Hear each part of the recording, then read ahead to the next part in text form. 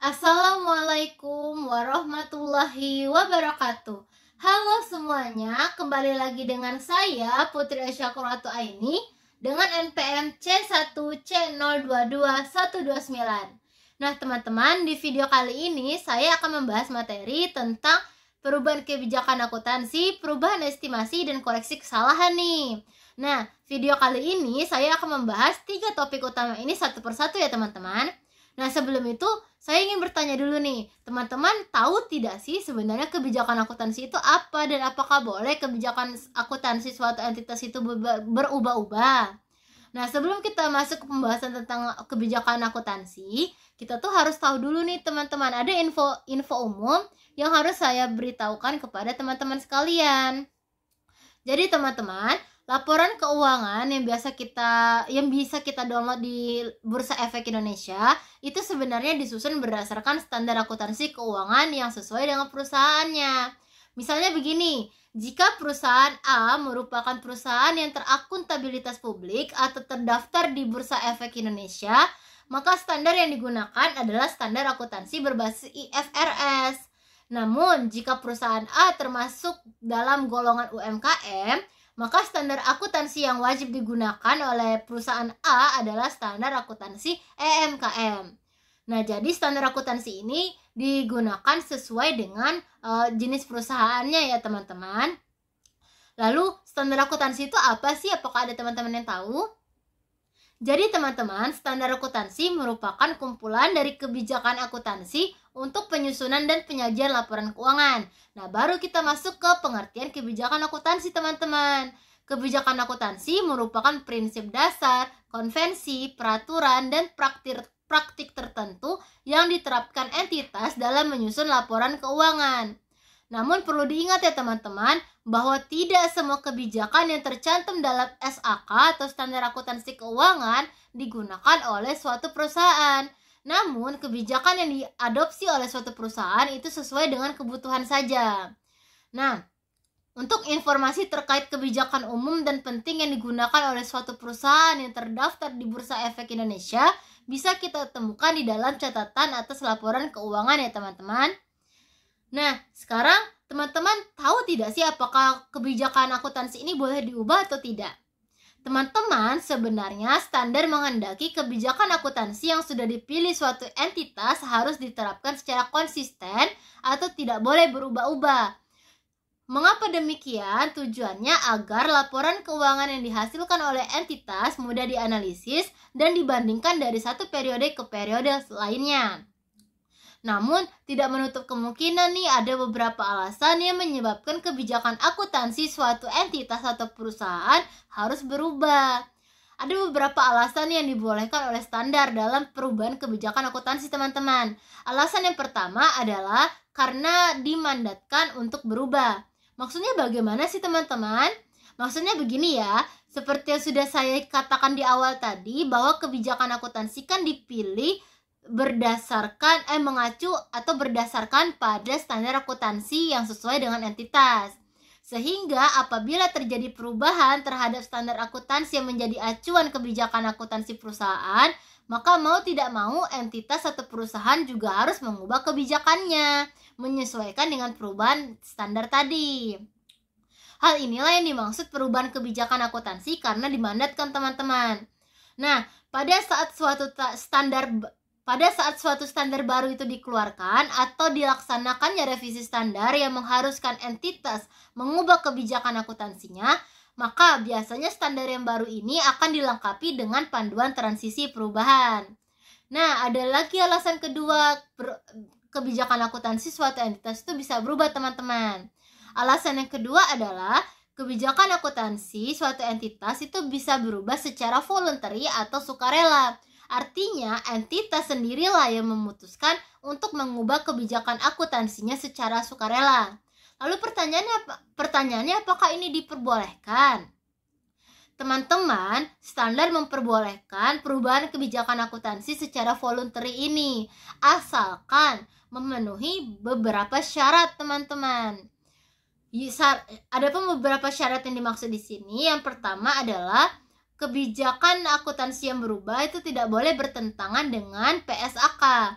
Syarat yang kedua adalah perubahan yang dilakukan oleh entitas harus mampu menghasilkan laporan keuangan yang memberikan informasi yang jauh lebih andal dan lebih relevan tentang dampak transaksi, peristiwa atau kondisi lainnya terhadap posisi keuangan, kinerja keuangan, dan arus kas entitas. Jadi harus ada perubahan positif ketika entitas memutuskan untuk mengubah kebijakan akuntansinya.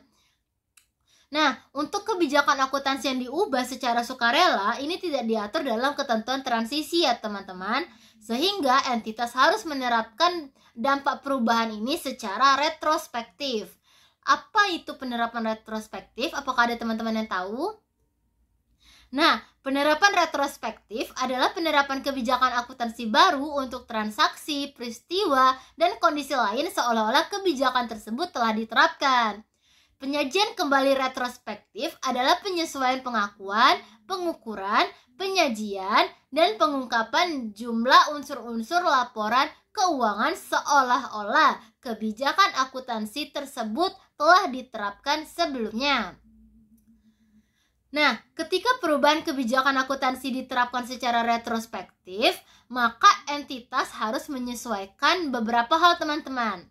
Hal pertama yang harus disesuaikan adalah saldo awal setiap komponen ekuitas yang terpengaruh untuk periode sajian paling awal. Misalnya begini, ketika kebijakan persediaan suatu entitas itu berubah di tahun 2023 misalnya, maka nantinya perubahan kebijakan persediaan ini akan berdampak ke persediaan akhir.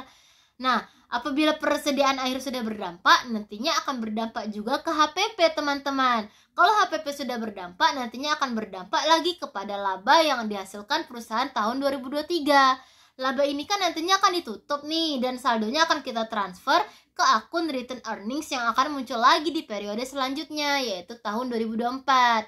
Sehingga kita harus menyesuaikan saldo awal dari return earnings ini terutama.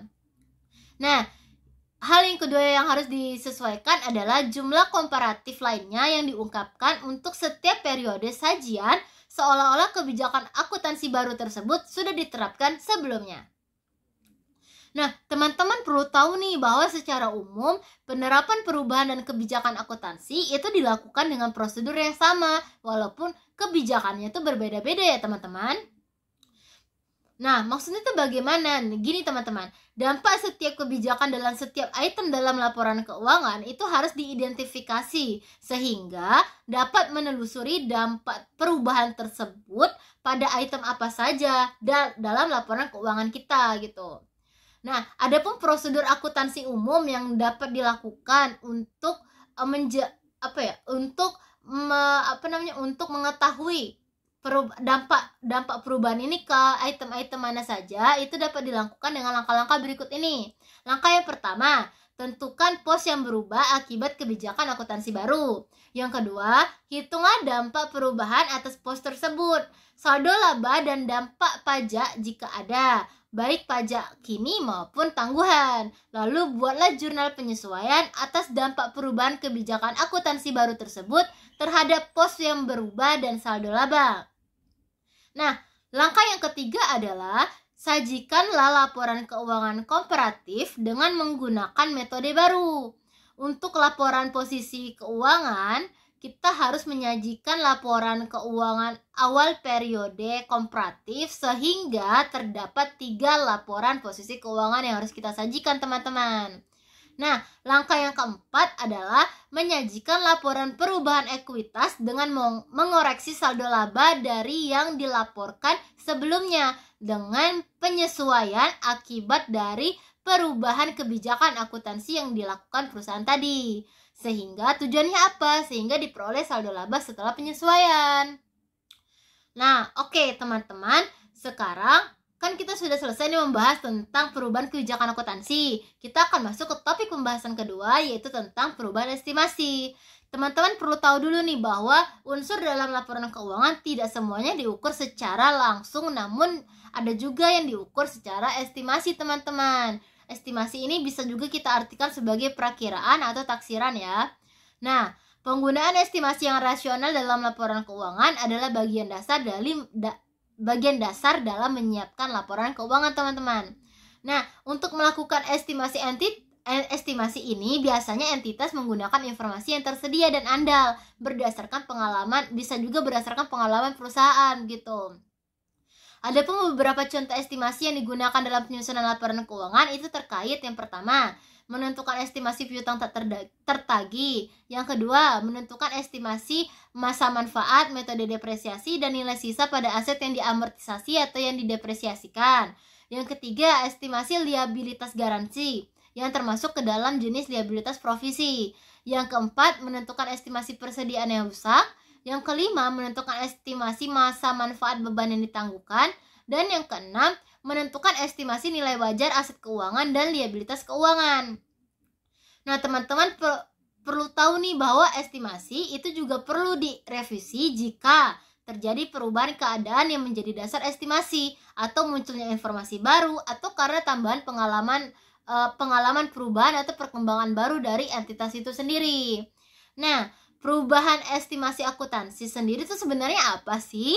Jadi perubahan estimasi akuntansi, teman-teman, adalah penyesuaian jumlah tercatat aset atau liabilitas atau jumlah pemakaian periodik aset yang berasal dari penilaian status kini dan ekspektasi manfaat di masa depan dan kewajiban yang terkait dengan aset dan liabilitasnya.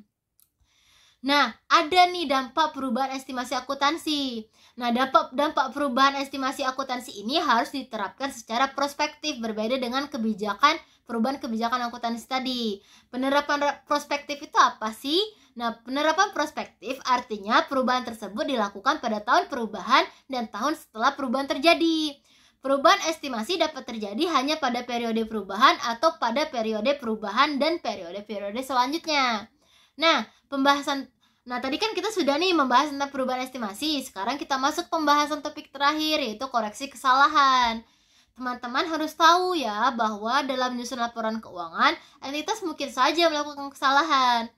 Laporan keuangan menjadi tidak sesuai dengan standar akuntansi keuangan jika mengandung kesalahan yang material ataupun tidak material yang disengaja. Nah, jika ditemukan kesalahan, maka kita harus langsung melakukan koreksi, teman-teman.